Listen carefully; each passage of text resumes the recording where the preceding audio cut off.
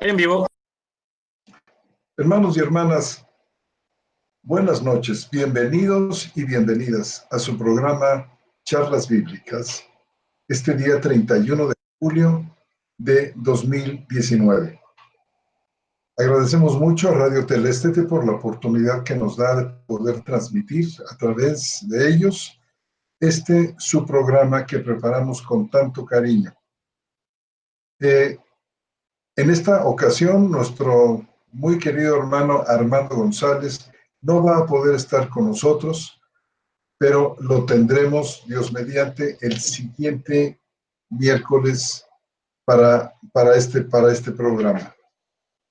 Bueno, pues esto no obsta para que continuemos nuestra narración de esta historia maravillosa de la Iglesia, esta génesis, este desarrollo original de la Iglesia. Bueno, pero antes de esto quiero dar la bienvenida a todos y a todas. Muchas gracias por todos los hermanos y hermanas que se sintonizan con nosotros desde Sudamérica, Argentina, Bolivia, Perú, Venezuela, Colombia, Ecuador, Centroamérica, México, en muchos lugares, algunas de las comunidades hispanas de los Estados Unidos, en el estado de Texas, en California, en el estado de Washington, en España, en diversos lugares desde España. Para todos ustedes, nuestros amados oyentes, un fuerte y poderoso abrazo desde la ciudad de Querétaro, México. Y bueno, como decía hace un momento, pues vamos nosotros a continuar con esta gesta heroica y maravillosa de la formación de la Iglesia del Nuevo Testamento. Desde donde nos quedamos con nuestro hermano Armando González. Bien, hermanos, pues en Hechos capítulo 10, veíamos en la vez anterior, tenemos nosotros, aunque solamente lo vimos de manera muy rápida, tenemos nosotros un punto de inmensa importancia en la historia de la salvación. En Hechos capítulo 10 tenemos nosotros el cumplimiento de las promesas hechas a Abraham acerca de la entrada de los gentiles para conformar junto con los creyentes judíos el pueblo de Dios para este tiempo. Recordamos nosotros aquellas promesas que Dios le hizo a Abraham, que aquí decimos tienen su cumplimiento. Nos referimos a Génesis en el capítulo 12 y versículo 3, versículo 4, versículo 5 y 6, los cuales voy a citar para ustedes utilizando la versión Septuaginta, que tengamos presente, es la traducción griega del Antiguo Testamento hebreo. Dice: en ti serán benditas todas las familias de la tierra. Le dice nuestro Señor, el Elohim, a Abraham. Génesis 12:3. Le dice: serás padre de una multitud de naciones. Esto lo encontramos en Génesis capítulo 17, versículo 4. Noten ustedes, padre de una multitud de naciones. Y así dice el texto griego de la Septuaginta, que esipatir plithus ednon. Ednon viene de etna, que significa naciones. No solamente pueblos, sino naciones. Y continúa la narración de Génesis en el capítulo 17 y versículo 5, cuando Elohim le dice a Abraham: y ya no te llamarás con el nombre de Abraham, sino que tu nombre será Abraham, porque te he constituido padre de muchas naciones. Dice, Oti patera polon ethnon tethicase, porque padre de muchas naciones te he constituido. Y sigue diciendo, te haré crecer muchísimo. Esto en el versículo 6 del capítulo 17. Te haré crecer muchísimo. Haré de ti naciones y de ti saldrán reyes. Dice que axano se sfodra. Aquí tenemos una combinación de dos palabras de estos dos adverbios. Sfodra. Mucho. Axano, te haré crecer, te haré desarrollarte. Que axano se sfodra. Dice que ciso se is etni. Y haré de ti naciones que vasilevs exu excelefsonde, y saldrán de ti reyes. Esto no tuvo su cumplimiento, sino hasta este capítulo 10 del libro de los Hechos, cuando Pedro es llamado por el Señor para visitar a Cornelio, aquel personaje no judío. Podemos decir que es el primer gentil que forma parte de la iglesia de Jesucristo. A partir de este capítulo 10, a partir de aquí, y para el asombro de los mismos creyentes judíos de Jerusalén, el Señor trae a cumplimiento esta gran promesa. Y realmente les causa asombro. Nosotros podemos consultar el libro de los Hechos en el capítulo 11 y versículo 18, donde después de oír este detallado informe de Pedro, en el que les cuenta a los creyentes judíos de Jerusalén cómo es que el Señor había incluido ya, a través de su servicio, a través del servicio de Pablo, a los gentiles, a la iglesia, quedaron sorprendidos porque el Espíritu Santo se dejó caer sobre los gentiles de una manera sumamente parecida a como había caído sobre los creyentes judíos el día de Pentecostés. Ellos, llenos de asombro, dice, de manera que también a los gentiles ha dado Dios el arrepentimiento para vida. Por supuesto, no sin antes haber preparado a Pedro para semejante sorpresa, con una visión que podemos nosotros leerla en el capítulo 10 y versículos 9 al 16, que dice así: al día siguiente, mientras ellos viajaban y se acercaban a la ciudad, Pedro subió a la azotea a orar cerca de la hora sexta, y tuvo mucha hambre y quiso comer. Y mientras le preparaban, le vino un éxtasis. Aquí viene la visión dada a Pedro. Observa que el cielo se abre y que desciende un objeto como un gran lienzo, que es descolgado a la tierra por las cuatro puntas, en la cual había de todos los cuadrúpedos y reptiles de la tierra y aves del cielo. Y vino a él una voz: levántate, Pedro, mata y come. Pero Pedro dijo: de ningún modo, Señor, porque ninguna cosa común e inmunda comí jamás. Y la voz le habló de nuevo a él por segunda vez: no declares inmundo lo que Dios limpió.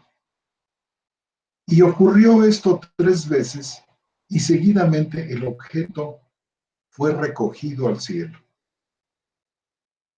Y mientras Pedro estaba perplejo en sí mismo, ¿qué sería la visión que había visto? He aquí que los varones enviados por Cornelio, y esto, hermanos, porque el Espíritu de Dios había indicado a Cornelio que mandara llamar a Pedro. Habiendo averiguado por la casa de Simón, apareció en la puerta y llamando preguntaban, ¿posa aquí Simón al que llaman Pedro? Pensando Pedro en la visión, el Espíritu dijo, he aquí 3 varones te buscan, así que levántate, baja y ve con ellos sin dudar, porque yo los he enviado. Bajando entonces Pedro hacia los varones, dijo, he aquí yo soy el que buscáis. ¿Cuál es la razón por la que estáis aquí? Y ellos dijeron, Cornelio, centurión, varón justo y temeroso de Dios y aprobado por toda la nación de los judíos, fue instruido por un santo ángel para hacerte ir a su casa y oír algunas palabras de tu parte. Entonces, invitándolos a entrar, los hospedó y al día siguiente, levantándose, fue con ellos, junto con algunos de los hermanos de Jope. Y entonces es así, dice, al día siguiente entró en Cesarea y Cornelio había invitado a sus familiares y amigos íntimos y los estaba esperando. Cuando Pedro iba a entrar, Cornelio salió a recibirlo y postrándose a sus pies lo adoró. Pero Pedro lo levantó diciendo, levántate, que yo mismo soy un hombre. Y conversando con él, entró y halló a muchos que se habían reunido. Y les dijo, vosotros sabéis cuán abominable es para un varón judío reunirse o asociarse con un extranjero, pero Dios me ha mostrado que a ningún hombre llame común o inmundo. Por tanto, al ser llamado, vine sin vacilación, así que pregunto, ¿por qué causa me llamasteis? Y Cornelio dijo, hace 4 días estaba orando en mi casa a esta hora, la 9, y he aquí un varón con vestiduras resplandecientes se presentó delante de mí y dijo, Cornelio, tu oración fue oída y tus limosnas fueron recordadas delante de Dios. Entonces envía pues a Jope e invita a Simón, quien es llamado Pedro, que está hospedado con cierto Simón, un curtidor, junto al mar. Y dice un poco más adelante, lo siguiente, me refiero al versículo 34. Entonces Pedro, tomando la palabra, dijo, en verdad comprendo que Dios no hace acepción de personas, sino que de toda nación se agrada del que le teme y hace justicia. Ven ustedes la claridad del apóstol. Capta la visión del lienzo, entiende que se refiere a los gentiles, reconoce la soberanía de Dios en el llamamiento de los gentiles. Dice, ahora comprendo que Dios no hace acepción de personas, sino que de toda nación se agrada. Y hermanos, ciertamente tenemos aquí el cumplimiento de estas maravillosas promesas dadas a Abraham. Aquí había llegado el momento. Sigue diciendo, envió la palabra a los hijos de Israel anunciando la buena noticia de paz por medio de Jesucristo. Él es Señor de todos. Pasa al versículo 37. Vosotros sabéis la noticia divulgada por toda Judea, comenzando desde Galilea. Entonces comienza Pedro a hablar y a presentar el Evangelio. Y dice, hermanos, que estando inclusive hablando Pablo, de repente cae el Espíritu Santo. Además de que este fragmento de la proclamación de Pedro muestra la maravilla de la presencia del Espíritu Santo. Aquel viejo Pedro que conocimos nosotros, aquel hombre muy llevado de la pasión y del sentimiento y de la ignorancia y de la buena voluntad, pero de la ignorancia, ahora lo vemos tan centrado, tan entendedor de la palabra. Dice el versículo 44, aún estando Pedro hablando estas palabras, descendió el Espíritu Santo sobre todos los que oían la palabra, y los fieles de la circuncisión que habían ido con Pedro se asombraron de que también sobre los gentiles se hubiera derramado el don del Espíritu Santo, porque los oían hablando en lenguas y magnificando a Dios. Entonces Pedro continuó: ¿puede acaso alguno impedir el agua para que no sean bautizados estos que recibieron el Espíritu Santo como también nosotros?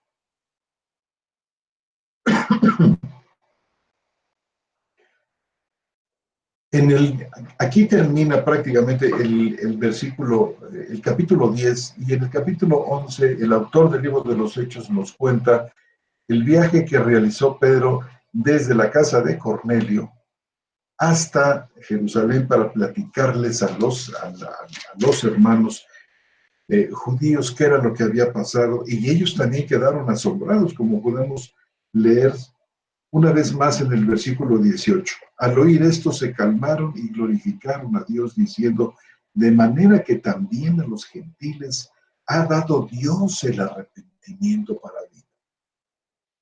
De paso, podemos notar aquí que el arrepentimiento no es algo que brota del corazón humano, sino es algo que Dios concede, como la fe, como la esperanza, como el arrepentimiento, como la salvación en todas sus partes y manifestaciones.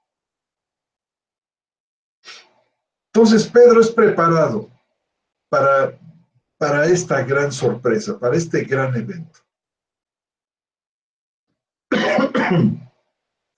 Y el libro de los Hechos nos narra que después de estas cosas, allí en el capítulo 12, tenemos nosotros la narración de la muerte de Jacobo, el hermano de Juan, a mano de Herodes.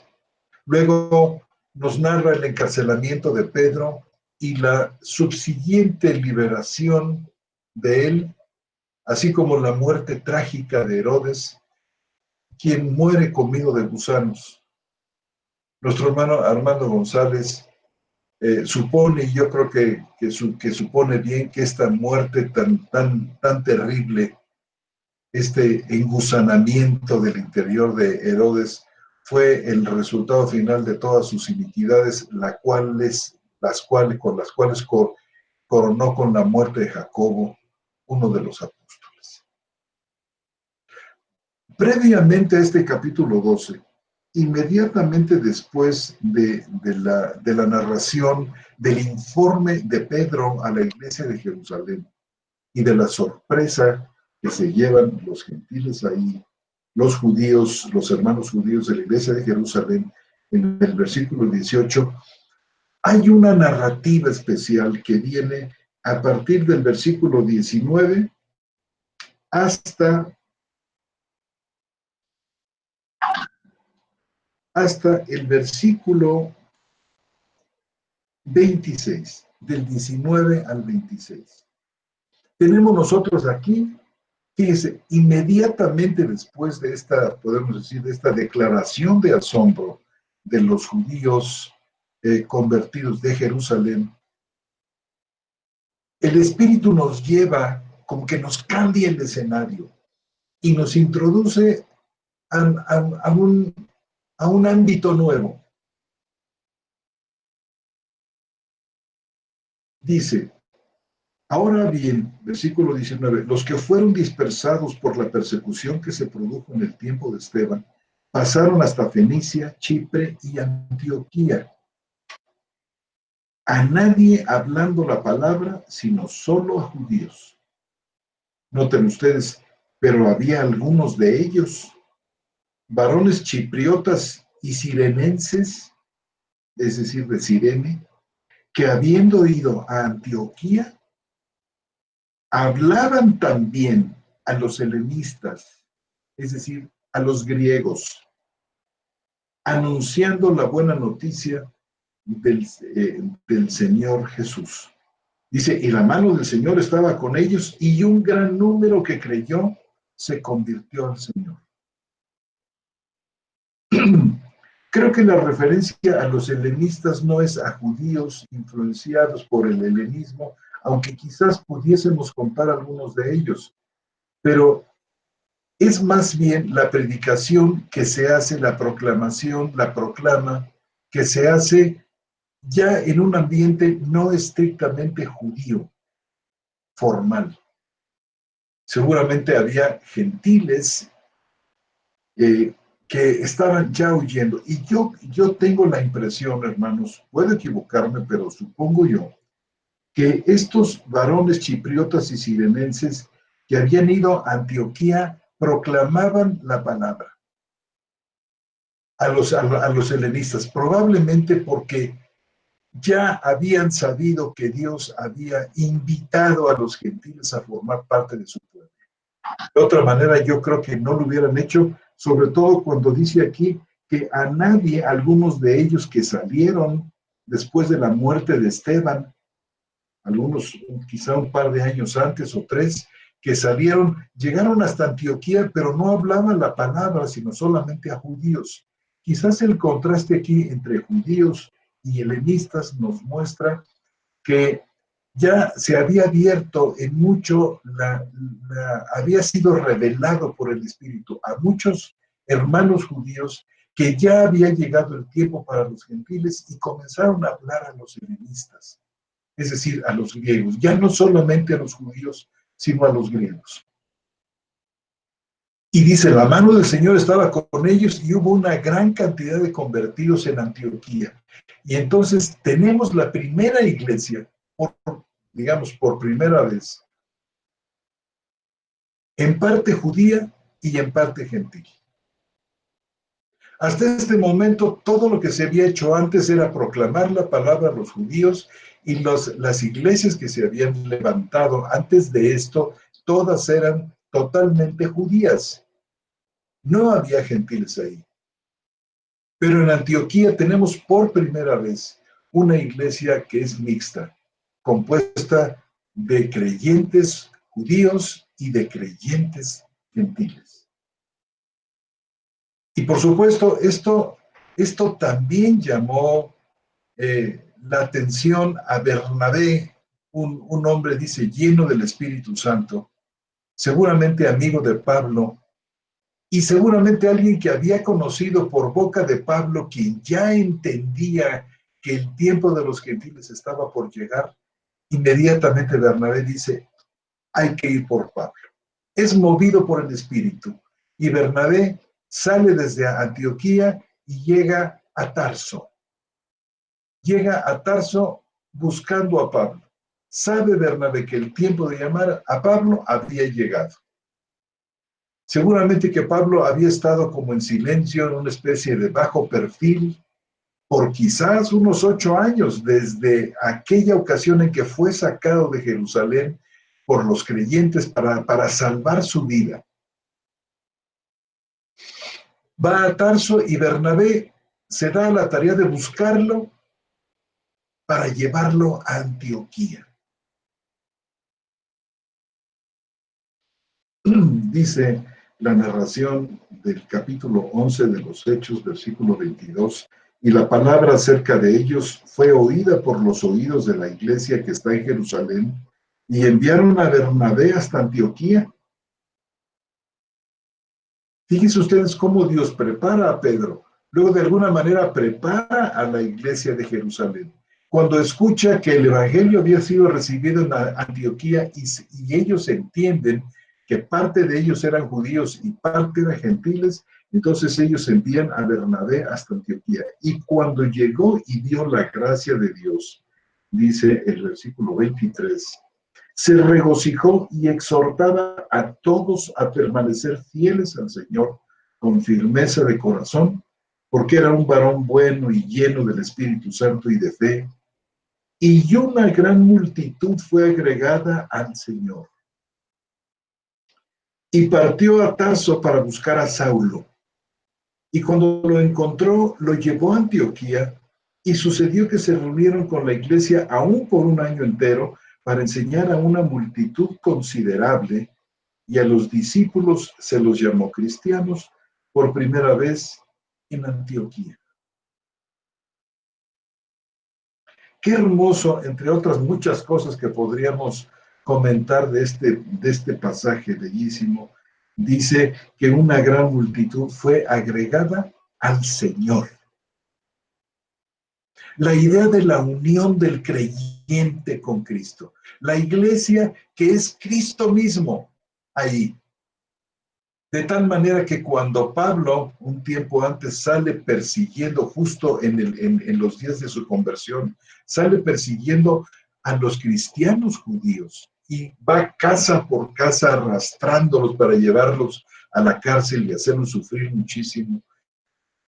Y se aproxima con esta idea, con cartas de los sumos sacerdotes de Jerusalén para arrasar y hacer cosas horripilantes. El Señor se encuentra con él. Pablo tiene un encuentro con Cristo que lo deja ciego parcialmente, temporalmente, y oye la voz que le dice: Saulo, Saulo, ¿por qué me persigues? Pablo iba persiguiendo a la iglesia, pero perseguir a la iglesia era perseguirlo a él porque él está en la iglesia, porque él vive en la iglesia, porque la iglesia es el santuario del Dios viviente.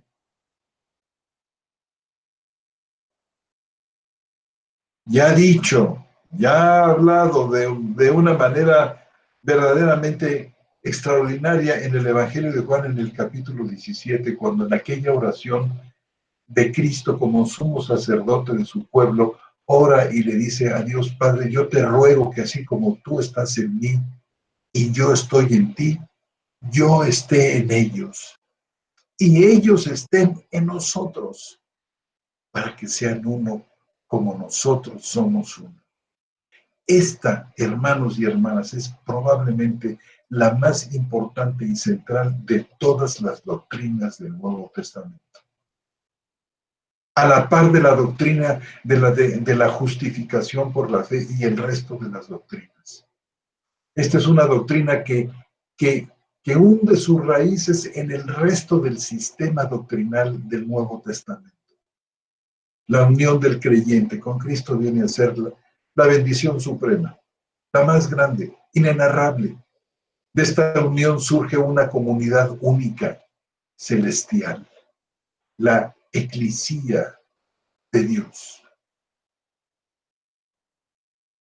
Al unirnos nosotros a Cristo y habitar en Él, Él también habita en nosotros. Por eso dice aquí que una multitud fue unida al Señor. No dice que una multitud simplemente fue unida a la iglesia, sino que la multitud fue unida al Señor. Noten ustedes la delicadeza, la precisión del lenguaje que emplea el Espíritu Santo aquí en esta narración del libro de los Hechos. Y además, este fue el gran mensaje de Pablo. Cuando el Señor le dijo, como primer mensaje a Pablo: ¿por qué me persigues? Y Pablo se lleva este mensaje y luego es desarrollado por el Espíritu Santo, y Pablo se convierte en el gran predicador, en el gran proclamador y maestro de esta doctrina de la unión con Cristo. Esto de ¿por qué me persigues? Podemos decir que marca todo el ministerio doctrinal y toda la vivencia de Cristo que había en Pablo.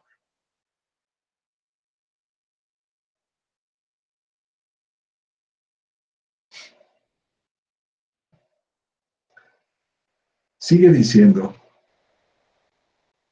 que cuando lo llevó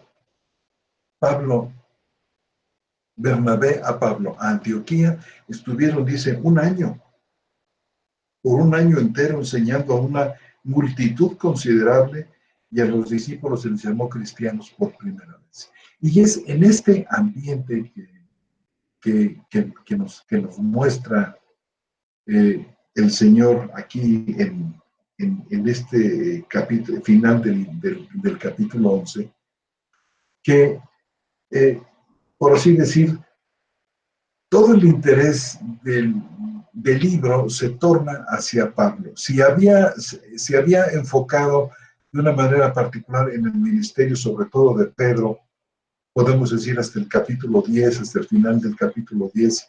A partir de este momento, los reflectores enfocan al apóstol Pablo. Y entonces nos encontramos ya en una iglesia gentil judía, donde Pablo, que entendía de una manera espléndida la inclusión y la importancia de los gentiles dentro del pueblo de Dios, estaba, por así decir, en ese tiempo de ministración que debió haber sido verdaderamente gozosísimo. Llega el llamamiento del Espíritu, como aguardando en ese tiempo, aguardando lo que yo creo que Pablo veía venir. Había que salir al mundo gentil a proclamar el Evangelio. Y entonces nos encontramos en el capítulo 13 del libro de los Hechos, donde dice que había entonces en la iglesia que estaba en Antioquía profetas y maestros. Bernabé, Simón, llamado Negro, Lucio el Cireneo, Manaén, colactáneo de Herodes el tetrarca, y Saulo. Mientras ellos estaban sirviendo al Señor y ayunando, dijo el Espíritu Santo: apartadme a Bernabé y a Saulo para la obra a la que los he llamado. Y habiendo ayunado y orado, les impusieron las manos y los dejaron ir.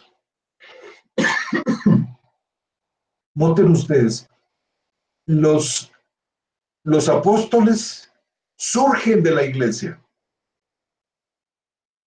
Los misioneros, pues, para no herir susceptibilidades, surgen de la iglesia. No salen de seminarios, salen de la iglesia. Y perfectamente llamados por Dios. Y con la experiencia de la iglesia, del servicio, de la proclamación y de la enseñanza. Había en la iglesia que está en Antioquía profetas y maestros, entre ellos Bernabé y Pablo. Y ellos son llamados. Toda esta experiencia, todo este tiempo, por ejemplo, para Pablo, en visiones, en profundidades de la palabra, lo preparan y lo dejan magnífico. No es que tenga que salir fuera de la iglesia 1, 2 o 3 años a una institución teológica para luego salir a la obra de las misiones, sino que surgen de la misma iglesia, surgen de dentro de ella, y el Espíritu los llama. Y la iglesia, después de respalda espiritualmente y muchas veces de manera material la salida de ellos. En este caso, realmente no hubo, aquí cuando menos no dice en el capítulo 13, que hubo una ayuda material. No hubo una ofrenda que se le mandó a Pablo. Simplemente ellos dependían de Dios, dependían del Espíritu. Y Pablo seguramente que aprendió en aquellos años que estuvo en Tarso su oficio, aquel de tejer tiendas, un negocio pues muy, muy apropiado, muy de la época, seguramente bien pagado. Pablo fue llevado por el Espíritu a aprender esto que después le serviría muchísimo a lo largo de sus viajes misioneros, en los que vemos que Pablo realmente carga con los gastos de sus ayudantes, y en algunas ocasiones llegaron a ser casi 20. Y Pablo financiaba los fletes, los pasajes de los barcos, lo que costaba, por ejemplo, ir en aquellas peregrinas, en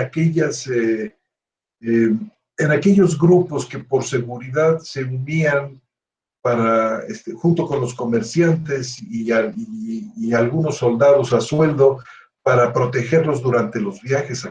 En aquellos días viajar era algo sencillamente de una ciudad a otra, resultaba muy peligroso. Y Pablo financiaba todas estas cosas. Pablo no recibía ofrendas. Pablo no levantaba ofrendas para él. Me pedía dinero para su ministerio, entre comillas. Pablo trabajaba con las manos, y en muchas ocasiones Pablo dice: para esto me han servido estas manos. Y vemos nosotros en el capítulo 9 de la primera carta a los Corintios cómo es que Pablo, aún pudiendo pedir algunas prebendas, pudiendo considerar que se le otorgara algún tipo de ayuda, Pablo rehúsa tomarla y dice, porque no quiero que nadie tome esta gloria mía que ha significado el trabajar y dar. Pablo se convierte así en toda la extensión de la palabra, en el hombre que inspira, en el hombre que depende verdaderamente de Dios. El servicio impulsado por el Espíritu. El servicio con resultados maravillosos. La iglesia que se levanta es una iglesia como no hemos vuelto a ver otra.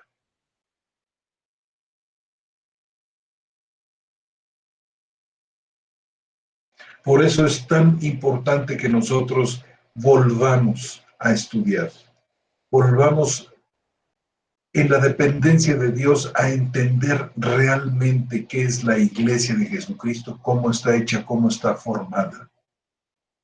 Hermanos y hermanas, yo recuerdo cuando era católico romano y por primera vez me anunciaron el Evangelio. Recuerdo que yo ni siquiera tenía una Biblia y conseguí una. Y comencé a leer el Nuevo Testamento con mucho interés y llegué al libro de los Hechos de los Apóstoles y lo leí todo. Al final del libro de los Hechos y algunos fragmentos de las cartas de Pablo, llegué a una conclusión. O la Iglesia Católica, o mi Iglesia Católica en aquellos días, porque así fue como lo pensé entonces, o mi Iglesia está mal, o el libro de los Hechos está mal, porque no se parecen en nada.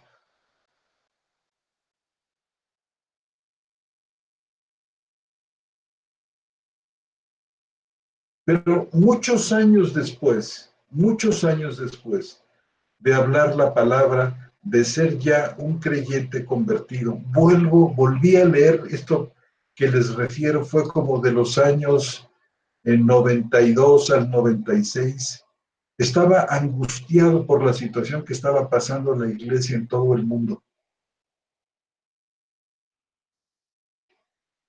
Y volví a leer el libro de los Hechos de los Apóstoles con todo cuidado. Y al final de mi lectura, y ahora hasta la pude hacer en griego,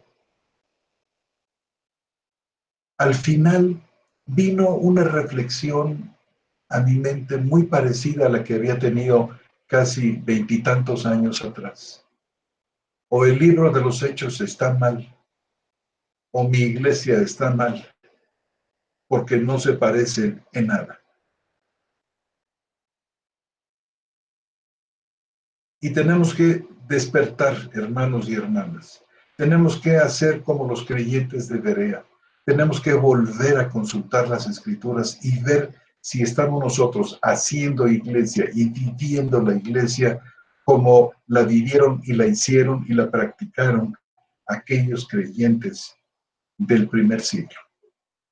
Aquellos creyentes paulinos, petrinos, aquellos creyentes a los que llegó por primera vez la palabra de Dios. Nos hace mucha falta porque realmente, y no es solamente yo el que lo digo, sino es como Vox Populi. El estado hoy de la iglesia es terrible. Necesitamos regresar a una verdadera práctica evangélica de la iglesia.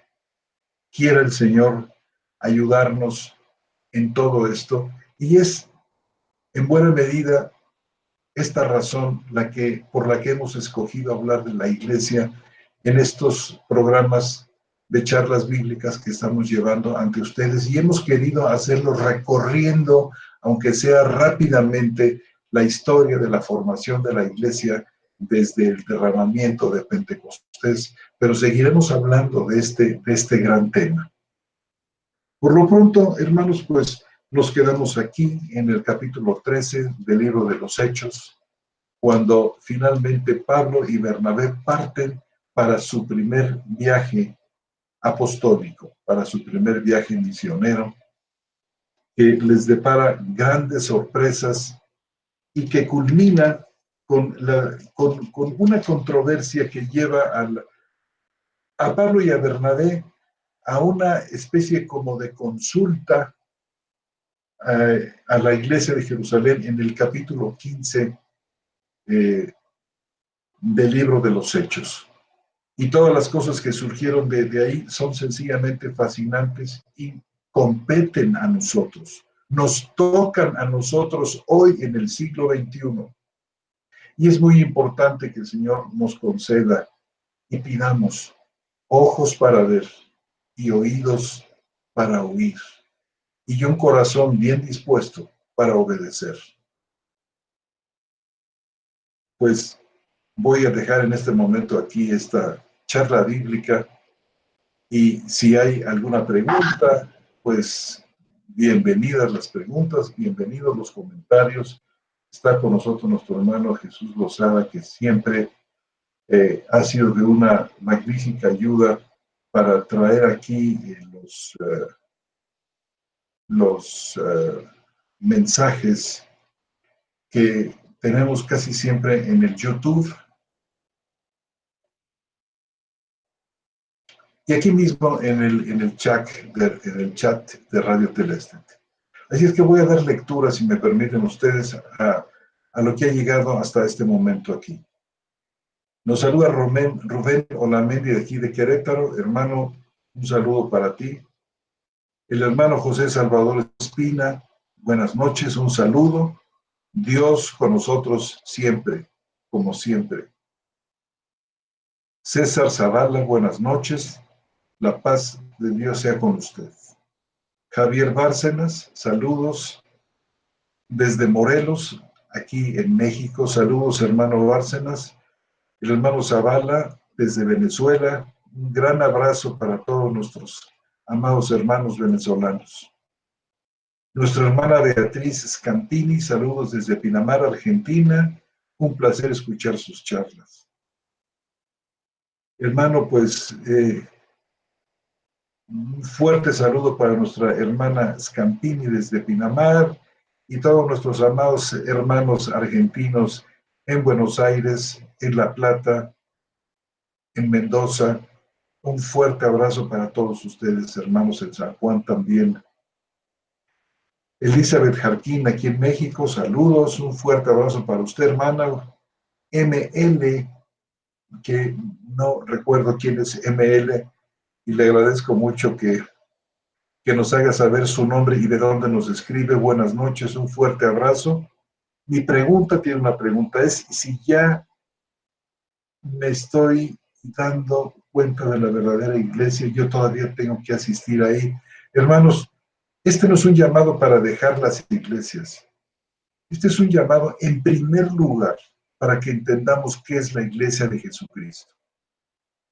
Y la entendamos desde una perspectiva muy, muy bíblica.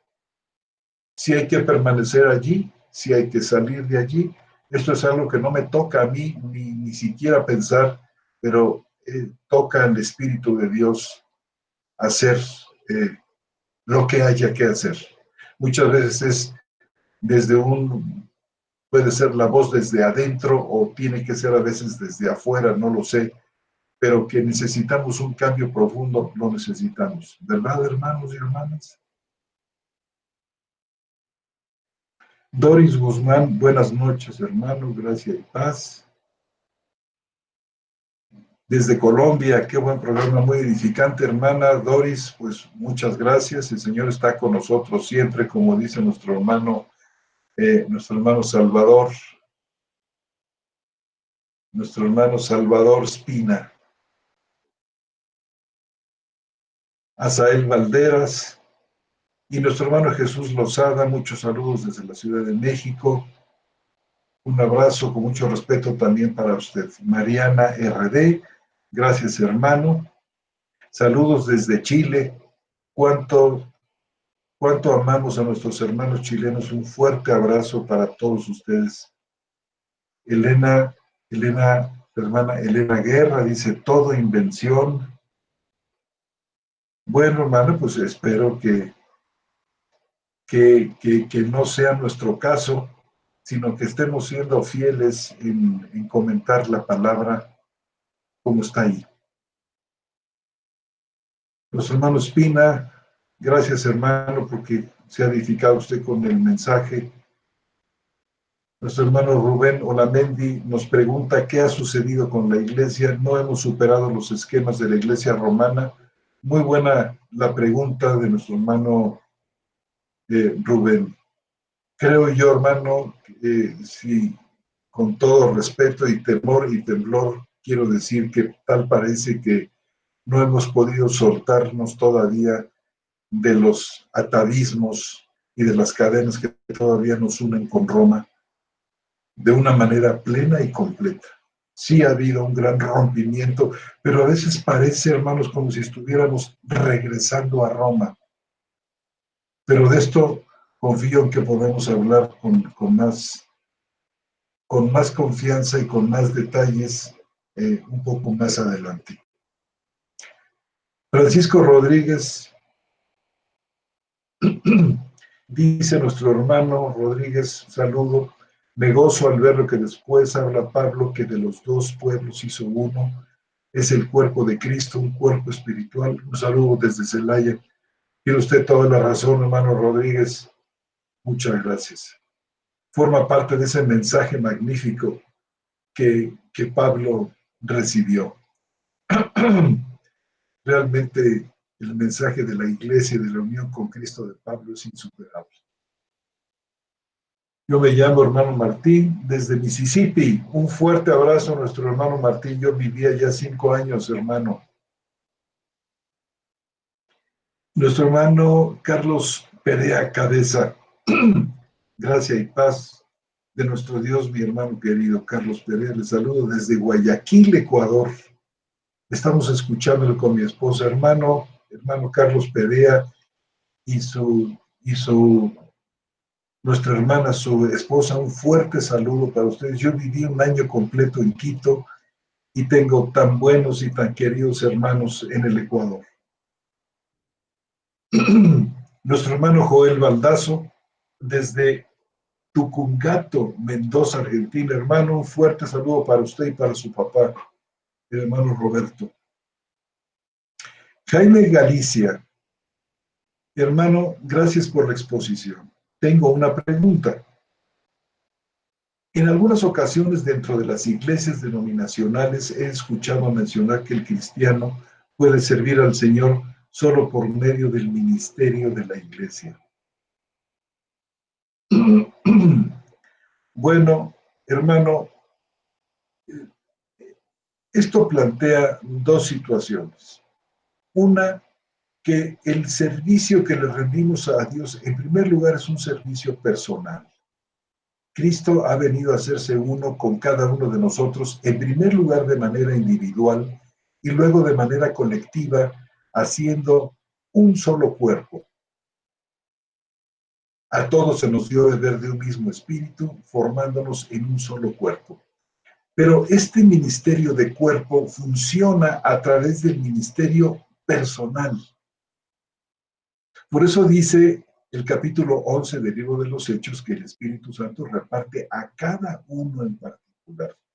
Este ministerio, podemos decir, no es tanto el ministerio de la iglesia, sino el ministerio en la iglesia, el ministerio que conforma todos estos múltiples ministerios, toda esta interrelación de servicios y ministerios que está formada, hermanos, por estos dones que el Espíritu Santo reparte a cada uno en particular, siendo Él el autor, el conformador de todo lo que ocurre en una iglesia, porque dice que todas estas cosas, todos estos dones, el ejercicio de ellos, procede de Dios mismo. ¿Qué opina usted acerca de esta afirmación que dicen algunos? Bueno, que en realidad nosotros nos servimos y se cumple este aspecto tan importante de la edificación cuando mutuamente nos ministramos, nos servimos a través del don que Dios ha depositado en cada uno de nosotros. Es decir, vivir en la comunidad y vivir la vida de la iglesia de esta manera tan intensa como la vivieron los hermanos de los primeros días, es algo que nosotros necesitamos también. Servimos al Señor a través de ministrarnos unos a otros. Esto hacia adentro. Y también servimos al Señor cuando ministramos hacia afuera, por ejemplo, de la iglesia. Cuando nosotros tenemos compasión del pobre y del necesitado. Y esto es otro ángulo del ministerio de la iglesia que ha sido totalmente olvidado y al que nosotros necesitamos volver muy cuidadosamente con la dirección del Señor. ¿Qué debemos hacer nosotros por la gente en la que Dios nos ha colocado? Dice, nos ha colocado en medio de la nación maligna, no aparte de ella, sino en medio de ella, para que la alumbremos, para que extendamos nuestra mano en misericordia y compasión, así como el Señor la ha tenido de nosotros. Pero esto, hermanos, esto del ministerio hacia afuera es todo un tema en el que necesitamos, pues, hermanos, de su participación también. Anímense a escribirnos, anímense a participar aquí. Si durante la semana tienen ustedes algo, ojalá que pudieran escribirlo y colocarlo aquí en estos mensajes para que podamos leerlo. O podamos llevárnoslo cada uno de nosotros a nuestra casa para considerarlo. Es muy importante, yo creo que la verdad no está centrada en uno o dos o tres hombres, sino que la verdad ha sido depositada por el Espíritu en medio de muchos y de muchas para podernos hablar. Es esta idea del ministerio mutuo, del unos a otros, del que está lleno el Nuevo Testamento. ¿Cuál es realmente la idea central del ministerio cristiano en el Nuevo Testamento? Los unos a los otros. Más de 58 veces el Espíritu Santo ha dicho a lo largo de los escritos del Nuevo Pacto que la clave, el fundamento del ministerio, del crecimiento hacia la madurez, está en la actividad propia de cada uno que se da. Enseñándoos unos a otros, amándoos unos a otros, exhortándoos, o sea, animándoos unos a otros, llevando los unos las cargas de los otros, y así ustedes pueden buscar en una concordancia, hermanos, el unos a otros, y quedar muy sorprendidos de cómo es que el ministerio no se da a través, no es unidireccional de una persona o de dos personas en la iglesia hacia los creyentes, sino es una multiparticipación de los creyentes, en los que unos a otros nos ministramos la palabra, nos ministramos la misericordia, nos ministramos la verdad. Este es realmente el gran modelo que tenemos nosotros en el libro de los Hechos y al que, hermanos, debemos aspirar y por el que podemos pedir.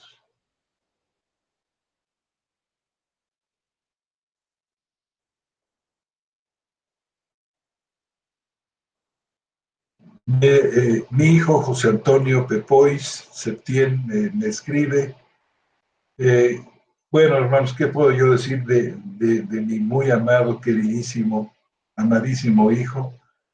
Un fuerte abrazo para ti, hijito. El hermano, él vive en Argentina también, en una ciudad preciosa. Nuestro hermano Joel Baldazo, gracias damos a Dios por sus tratos. Nuestro hermano Carlos Perea Cabeza, qué bueno mi hermano que haya entrado en nuestro país. Una pregunta. Dice, ¿a quién le habló el Espíritu Santo cuando dijo que apartaran a Saulo y a Bernabé? Qué bonita la pregunta. Yo creo, hermano, que fíjese usted qué hermoso. El libro de los Hechos en el capítulo 13 dice,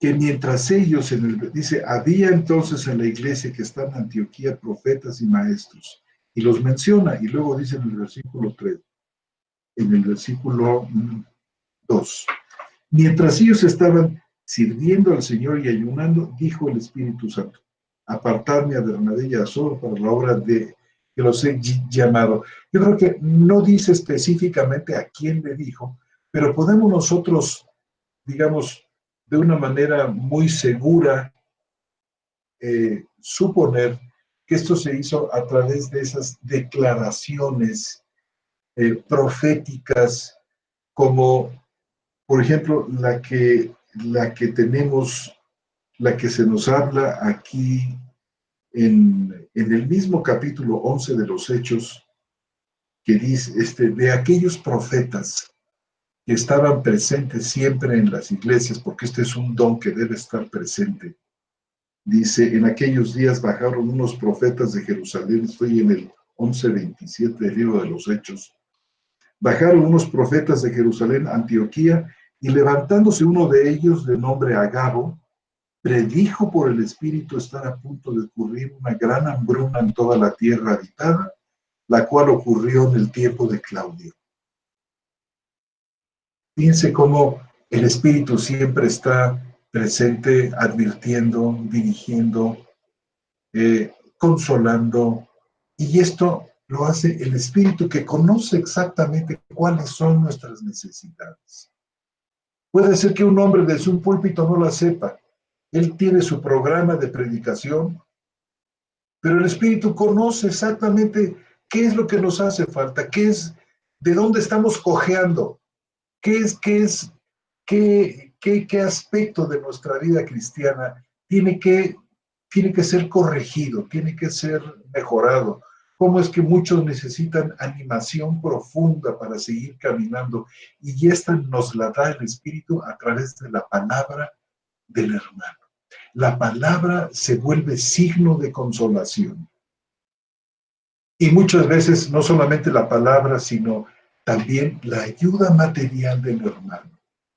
Entonces, toda esta presencia del hermano en la iglesia es vital para que podamos nosotros, hermanos, caminar en este mundo tan complicado, mostrándole a la gente de la misma iglesia, en primer lugar, a nuestros hermanos y a la gente que está afuera, que es posible, aún en condiciones muy complicadas como las nuestras, es posible vivir la vida cristiana y hacerlo exitosamente, triunfantemente, que es posible vivir en medio de la podredumbre, nosotros inmaculados y sin mancha. Pero el ministerio de la iglesia es fundamental.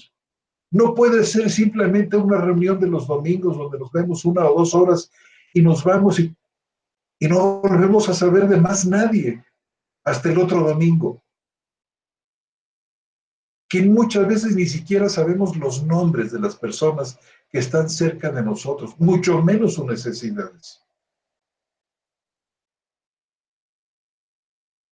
Pero el ministerio en común que se plantea en el Nuevo Testamento, hermanos, establece vínculos y lazos de amor que llegan a ser verdaderamente irrompibles.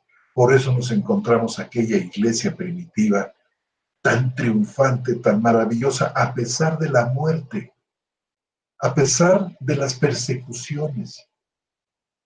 Como decía una vez Carlos Spurgeon, el gran predicador inglés, en una enseñanza dijo lo siguiente: la iglesia nunca estuvo en mejor forma que cuando fue perseguida y estuvo ahogada en su propia sangre. La iglesia nunca estuvo más sana, más fuerte que en aquellas circunstancias trágicas. Y ya lo había dicho el Señor: seréis aborrecidos por causa de mi nombre, pero confiad, porque yo he vencido al mundo. Realmente ser cristiano en toda la extensión de la palabra, en primer lugar, requiere, en primer lugar, del hecho de haber nacido de lo alto.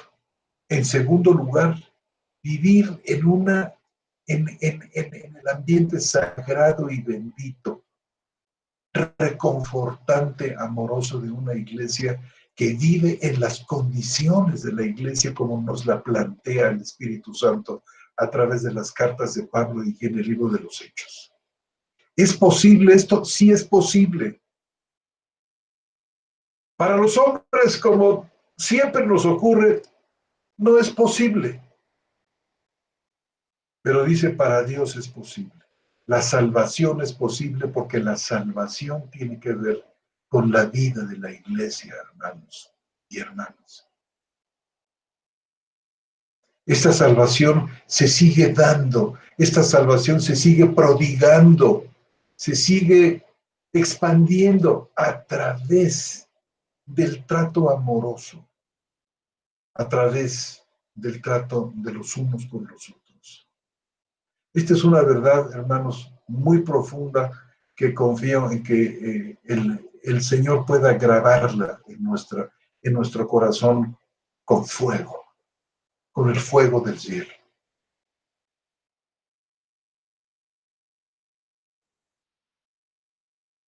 Así es que, contestando a la pregunta de nuestro hermano Carlos Perea, ¿a quién se lo dijo? Seguramente se lo dijo a la iglesia a través del ministerio de los profetas. La iglesia lo supo y la iglesia oró y ayunó por Pablo y por Bernabé y los mandó. La iglesia envía, ¿sí? Fíjense, no solamente el Señor, sino el Señor que comunica a su iglesia y junto con su iglesia envía a sus siervos.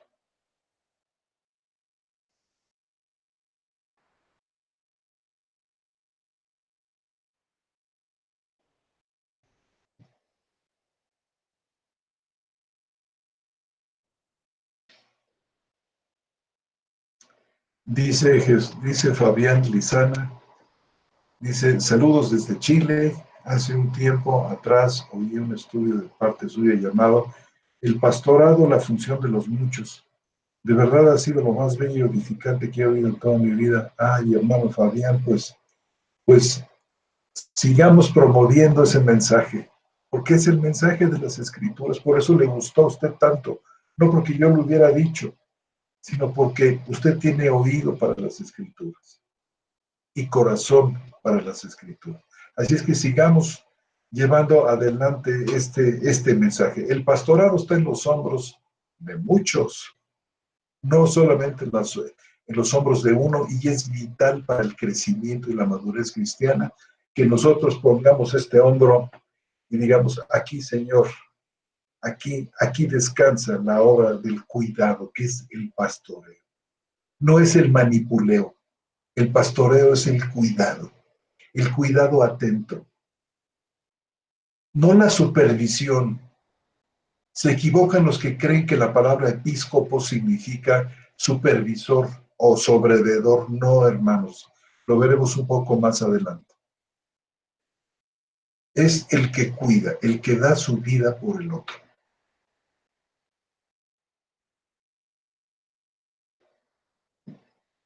Dice nuestro hermano Fabián, siempre lo tenemos en nuestras oraciones. Hermano, ¿cómo se nota que están orando por nosotros? Muchas gracias, que el Señor les bendiga. Quiera Dios, volvamos a la senda antigua, dice nuestra hermana Lidet Retana. Amén, hermana. La oración del justo puede mucho. Carlos Perea Cabeza, muchas gracias por su respuesta, mi hermana. Lidet Retana, buenas noches, hermanos desde Costa Rica. Hermana, un fuerte abrazo, muy cariñoso y respetuoso para usted y todos los hermanos de Costa Rica, que nos son muy amados. Y bueno, hermanos, pues he dicho muchas veces que para adelante hay otras cosas. Y sí, hermanos, yo confío en que el Señor nos permita llevar adelante esto y profundizar donde el Señor pues, nos permita hacerlo y ser de alguna manera contribuir con un granito de arena para la edificación del cuerpo. Creo que nuestro hermano Jesús está escribiendo algo más. Muchísimas gracias por toda su participación, por sus oraciones hacia nosotros. Hermanos, los amamos con todo nuestro corazón y agradecemos mucho esta gran oportunidad. Dice nuestro hermano Roberto Baldazo. Hermano Fabián, es un abrazo del hermano Roberto. Saludo para ti, mi amado hermano. Hermano Fabián Lizana, el precioso mensaje que menciono se puede hallar en el canal Plantando Iglesias Bajo la Gracia. Muy pertinente el tema desarrollado. Qué bueno, hermano Fabián, que así le pareció. Y mis amados hermanos, pues se ha hecho tarde. A veces, bueno, estamos a 3 horas de distancia de algunos hermanos para quienes ya es tarde. Muy grato haber estado con ustedes. Agradecemos una vez más a Radio Telestete por su siempre inapreciable, invaluable ayuda e invitación. Y nos vemos con la ayuda del Señor el próximo miércoles, una vez más en su programa Charlas Bíblicas. Buenas noches.